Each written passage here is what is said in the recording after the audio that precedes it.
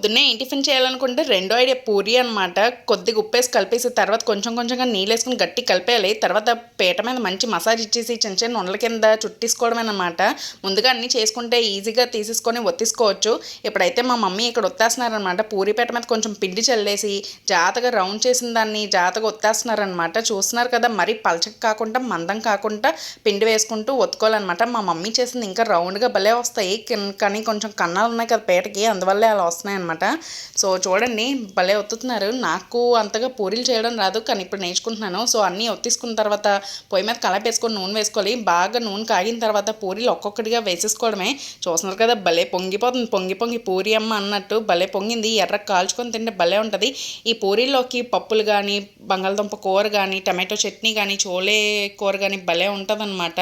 So ఇక్కడ శ్రేయాంచి కూడా తినేడానికి వీలుగా ఉంటుందని టమాటో చట్నీ చేశారు. అదిరిపోయింది. మీరు కూడా ట్రై చేసేయండి.